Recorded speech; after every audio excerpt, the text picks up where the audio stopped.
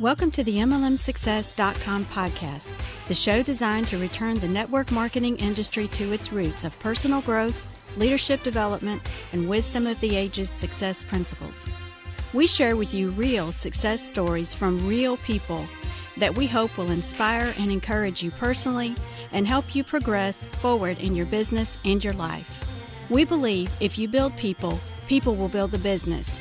Now here is your host, who has been called the number one mind in network marketing, the MLM Prophet, network marketing virtual mentor, and a host of other names that we will not mention because this is a family show.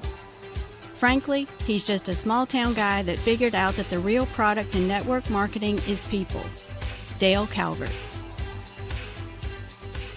Hey, this is Dale Calvert. I'd like to welcome you to this session of the MLMsuccess.com podcast. I hope you guys have had a great week.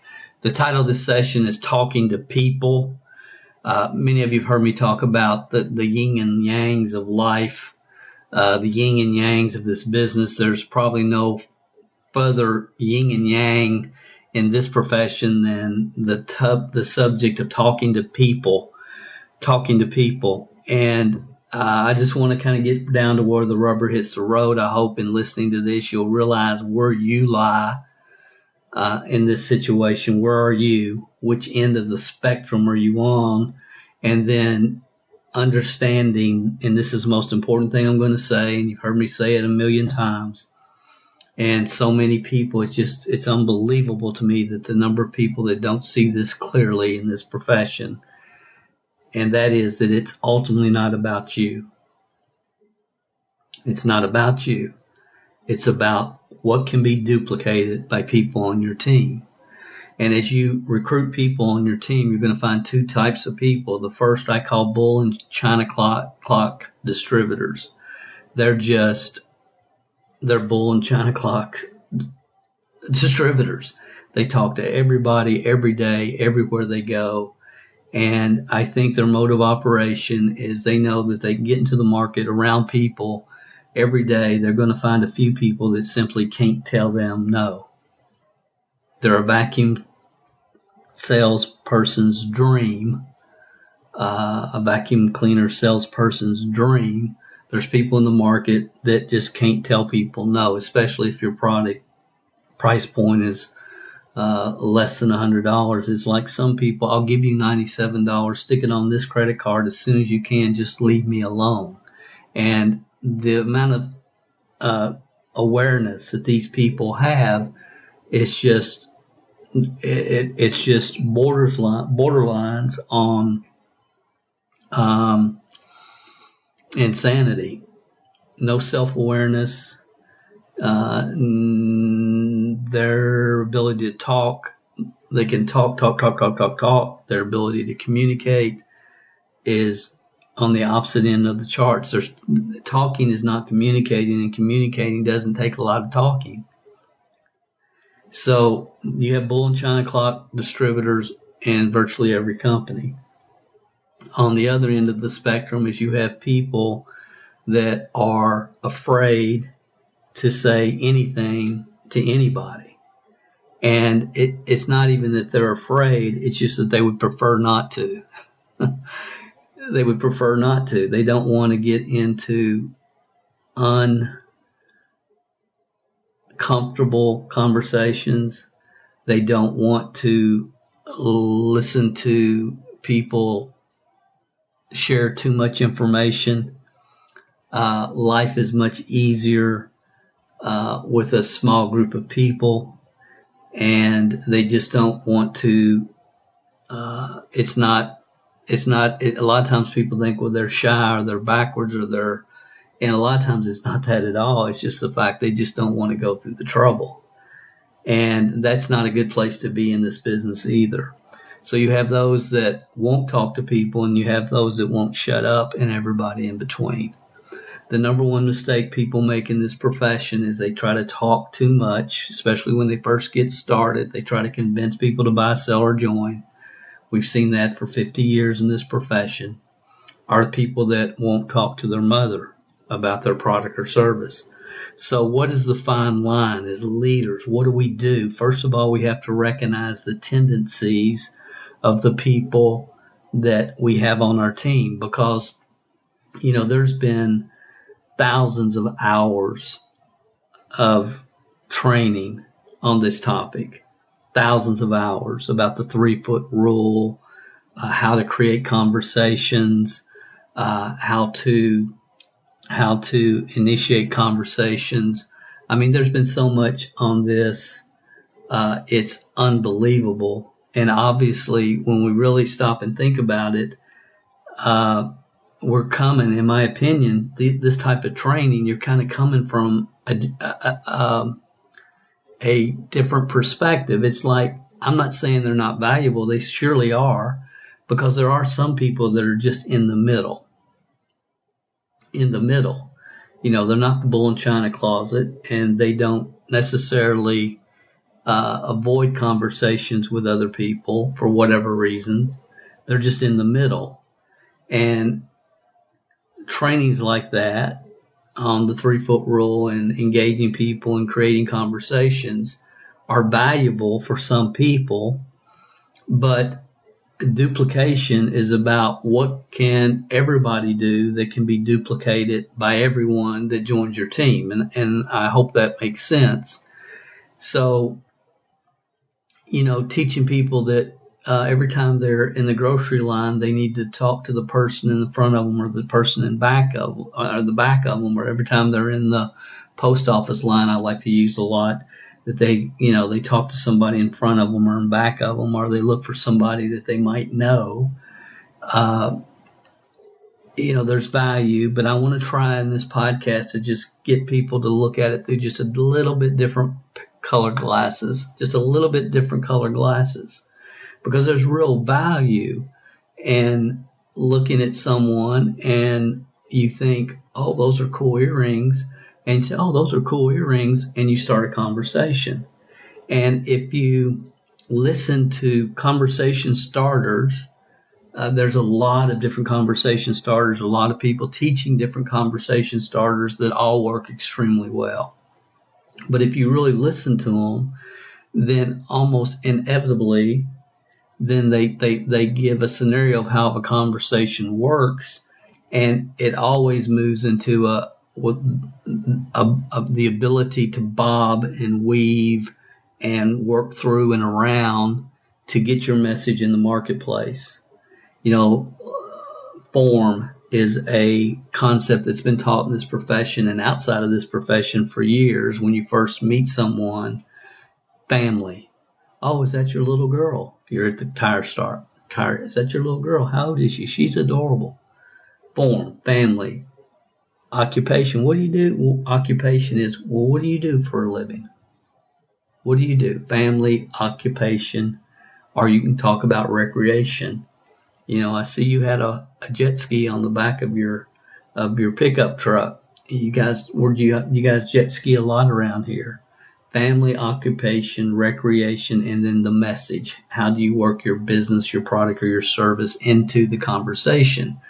Well, for people on the opposite end of the spectrum, and it could be for many reasons, they don't want to bother, they might be shy, or just don't want uncomfortable conversations, or don't want any conversations for whatever reason.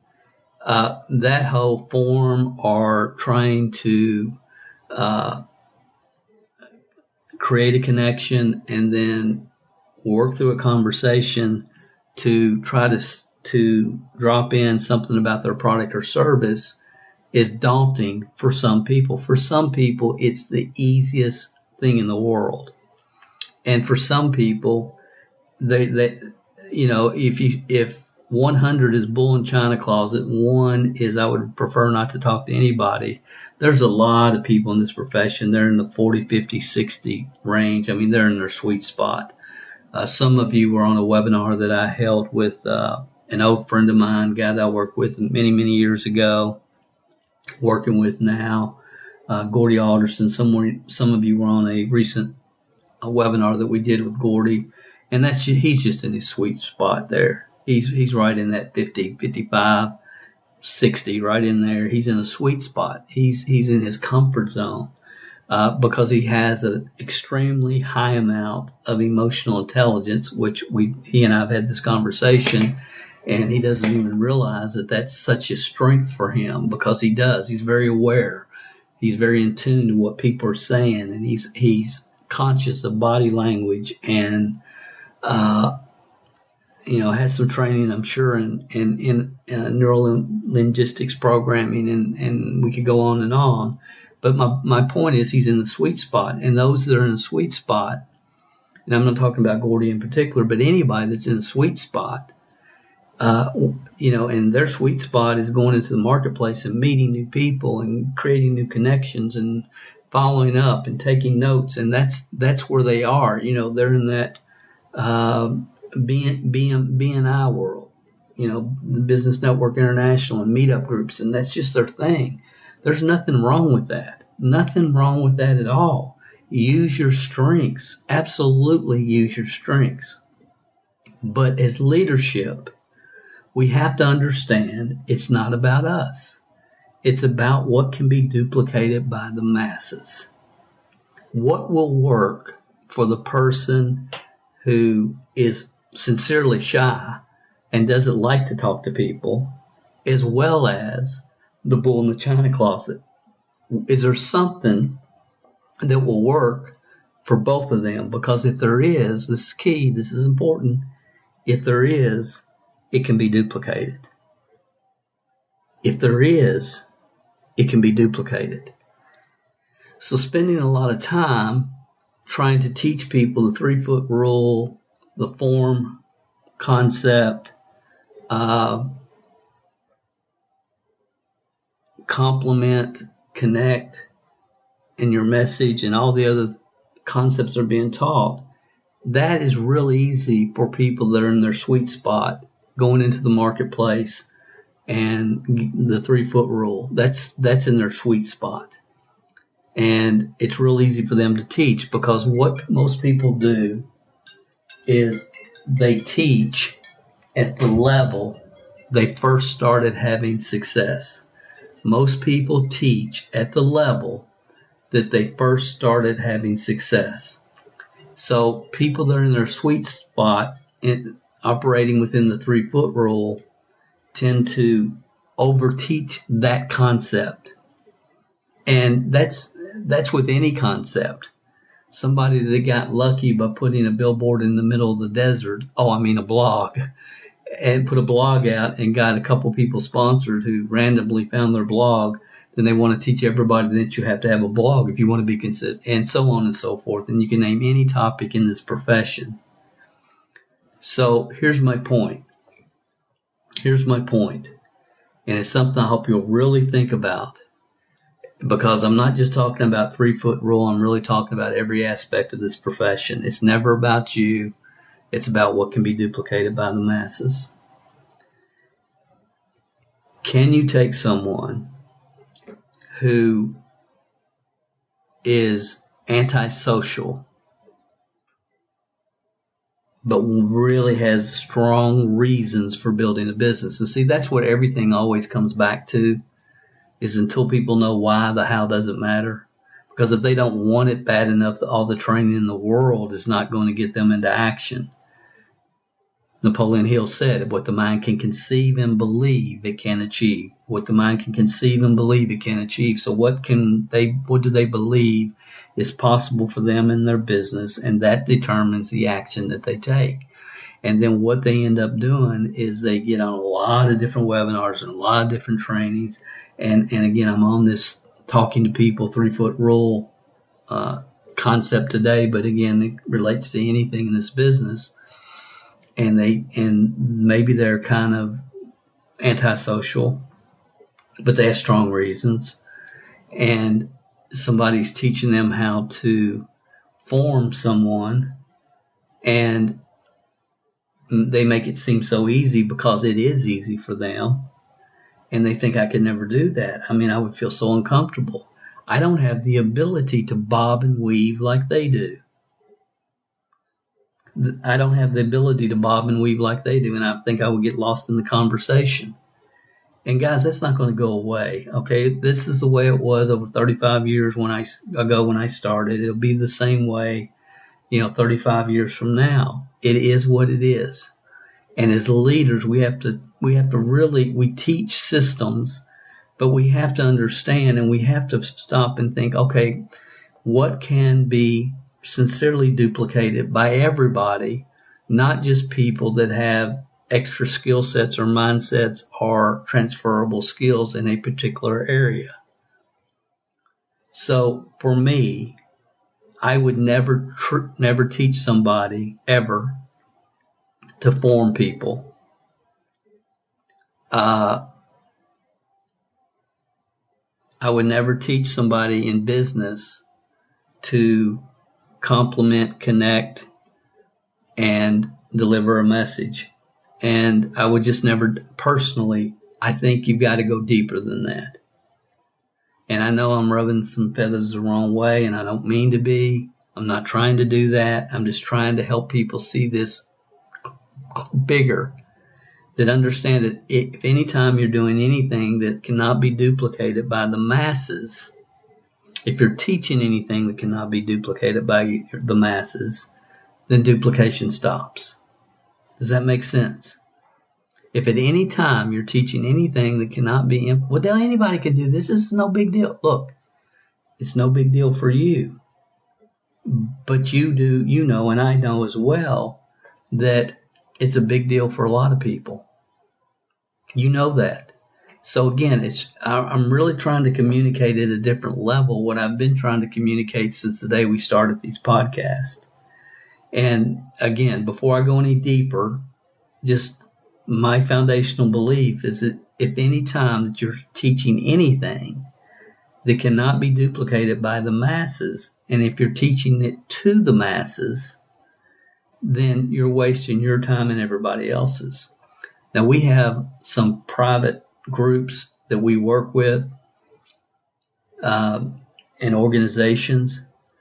But when you're teaching generically to everybody, it's different than if you have like your phase 1, phase 2, or phase 3 leadership group. I mean, the things that I will cover with our Network Marketing Leadership Development Academy group is totally different than what I would normally cover on a generic open webinar. And that's why webinar trainings are so difficult, because you're trying to provide value for people that are, multimillionaires in this profession and people that started yesterday. It's the same as you are with podcasts as well.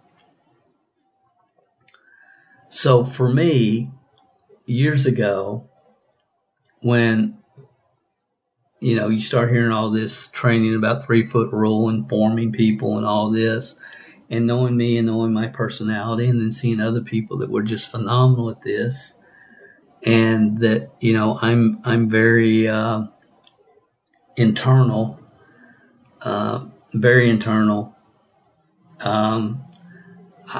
I love to listen, and it gives me much deeper perspective. I cannot stand to hear somebody talk about that which they know nothing about, or talk to hear themselves talking. It bothers me.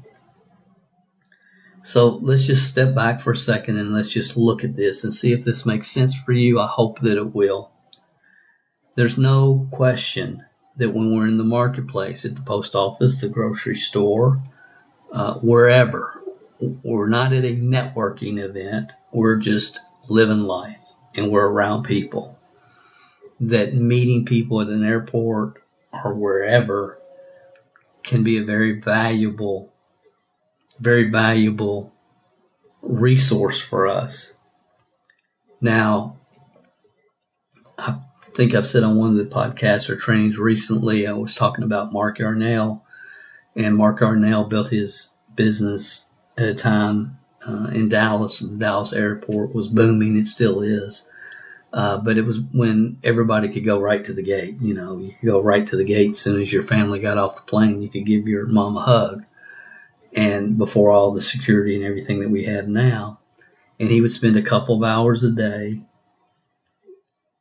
just walking through the airport. And it's a huge airport. Those of you that have been through the Dallas airport, it's not as big as Atlanta, but it's huge. Go to different gates and hand out a drop card. And the drop card was basically, are you career frustrated? We're looking for people with leadership and management ability.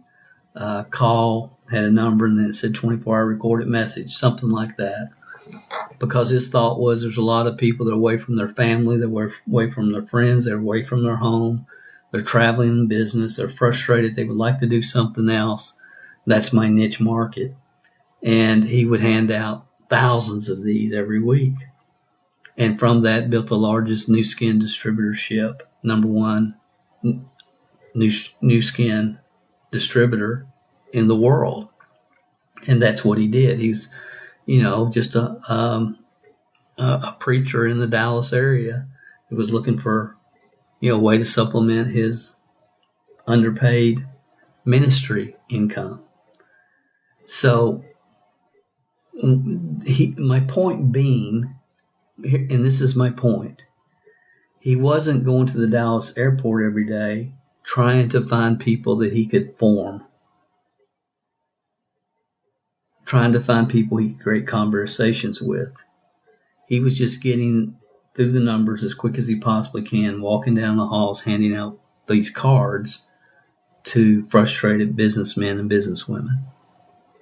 Okay, now, my next question is, could anyone on your team do that? Could the bull and china closet distributor do that? Could the person that doesn't want to have uncomfortable conversations do that? Well, the answer is, of course, and therefore it can be duplicated. Does that make sense? I mean, does that really make sense? And see, I know that for 99% of network marketers, it doesn't make sense. I mean, it makes sense logically, but they cannot bring themselves to not do what's comfortable for them. I've referenced this before. Back in the day, we all used to do pitch books. And I think pitch books today are a total waste of time. I wouldn't recommend anybody sitting down with somebody and going through a pitch book. That should never be part of anybody's system. I mean, there might be a time and place to do it, but you should be able to do it with a napkin or just pull up a video online. I mean, really, pitch books, and there's companies that are still put pitch books in their distributor kits. It blows my mind, honestly, for all the same reasons we've talked about. Your time's the most valuable asset that you have.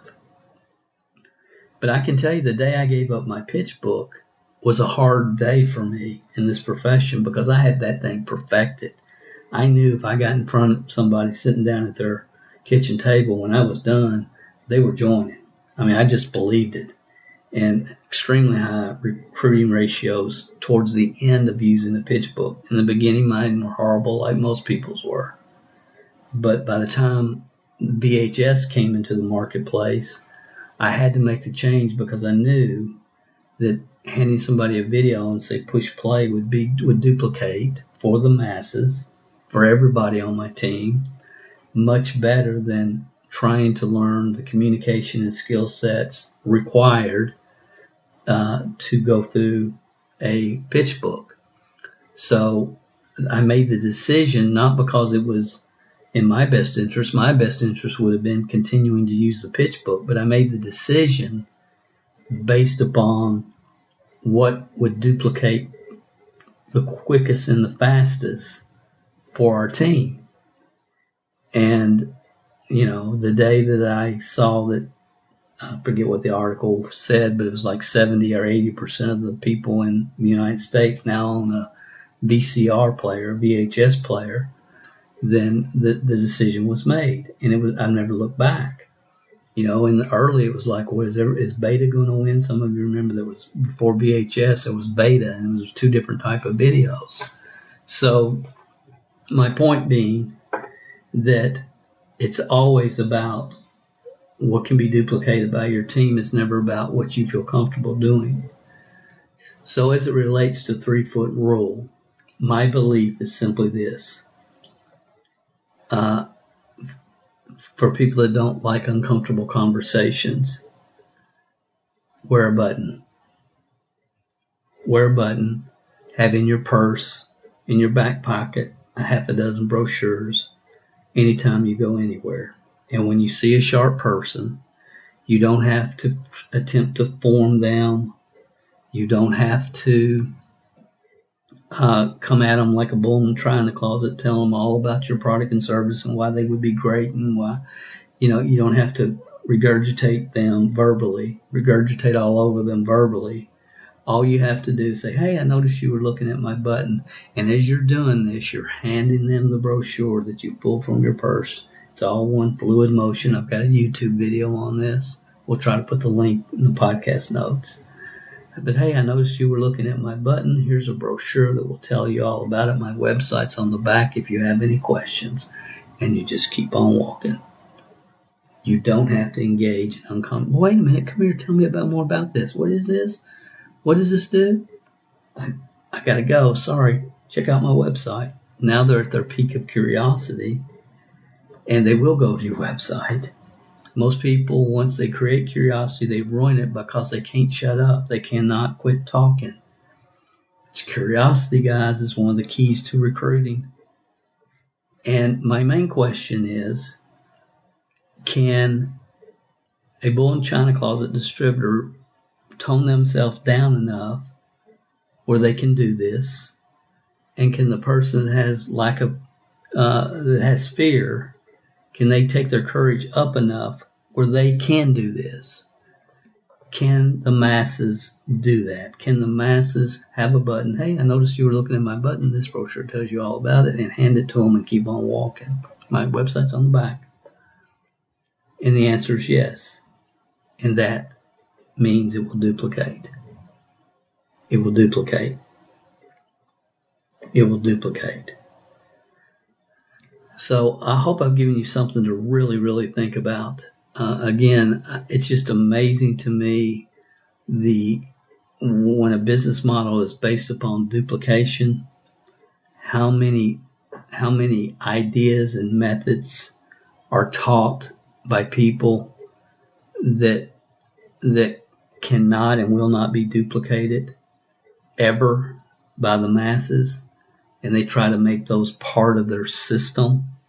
And I've talked about this at some level about private business receptions. Some people, the way they launch every business, we got to have a private business reception. And I've talked about that. That's not duplicatable because some people live on the 17th story of a high rise, and it's just, it's just not conducive to everybody. But everybody can be walking down the aisle at Best Buy, make contact with a sharp person, say, hey, I noticed you were looking at my button. This brochure will tell you all about it. My website's on the back. Hand it to them. They take it, and you keep on walking. It's about duplication. It's been shocking to me over the years listening to a lot of leaders individually talk to their people, because I'm a listener, and I eavesdrop on a lot of conversations. I can't help it. And their team members asking questions about this and that and the other thing. And how many times I've heard, Joe, Mary, Sally, you just have to talk to more people. You just have to talk to more people. And what they don't realize is this person does not feel comfortable. That's not in their comfort zone, bobbing and weaving and being able to take a conversation from point A to point D or E where they want it, where they can introduce their product or service. It's just not in their comfort zone. And it's like, yes, guys, you've heard me say it. I believe it. It's numbers. It's numbers. X number of people contacted equals reasons fulfilled. X number of people contacted equals reasons fulfilled. That is the formula for success in this business, law of averages. I've asked you to get Jim Rohn's CD, How to Build a Network Marketing Business, where he talks about the law of averages in detail. And I said, don't listen to it, memorize it, because that's the foundational concept that you've got to get from your head to your heart. But when somebody tells someone they have to talk to more people, and that person is on the 30 of the 1 to 100 scale we talked about, 1 being antisocial, 100 being bull in China closet, and they're 30, and they don't, they can do it, and they have done it, and they'll continue to do it, but it's like that's not really the answer I wanted to hear. So what is more likely, leaders? Teaching your people to go out into the marketplace and have 30 conversations a week, or teaching your people to go in the marketplace and say, hey, I noticed you were looking at my button. This brochure will tell you all about it. My website's on the back, and keep on walking. We're all looking for the right people at the right time in their life. And those that have high sales capabilities they don't want to get through the numbers. They want to develop rapport and recruit. They want to close. And when you can get away from those things and just understand success is about finding the right person at the right time in their life, and get through the numbers, and just get through the numbers as Mark Yarnell did, you will build an unbelievable business. But you've got to be strong. You've got to identify each person on your team. Where are they on this 1 to 10 scale? And, we tend to make superstars out of those that are just blind action takers. They just blind action takers. Just boom in them, just regurgitating on everybody every single day. And you see it in every single company, every company. So I hope I've given you some things to think about. Maybe you're seeing this at a little bit deeper level. I so appreciate your support of this podcast and your feedback. And I hope you'll really think about this, because I know you can do it. See, I know you can do it. What we try to teach is that which can be duplicated by everybody that ever listens to this podcast. That's our hope for you, because if you can duplicate it, if you can do it, then your team can do it, and you can build a growing business with a great customer base and team members that you're proud of. That's my hope for you. You guys have an awesome week. This is Dale Calvert. We'll talk to you next week on another session of the MLMsuccess.com podcast. If you haven't gone over to iTunes yet and rated and left this podcast a review, what are you waiting for? At Calvert Marketing Group, we want to spend our time on the projects that we know are providing the most value for our clients and customers. You leaving us a review and feedback on iTunes is something that helps us more than you realize. And more importantly, it helps others like you find us. So if you've not taken the time to rate this podcast, please go over to iTunes and do that for us now. It will only take a couple of minutes out of your busy schedule. Work harder on yourself than you do on your business, and we will be back next week with another inspiring success story, wisdom of the ages training, or answers to your questions.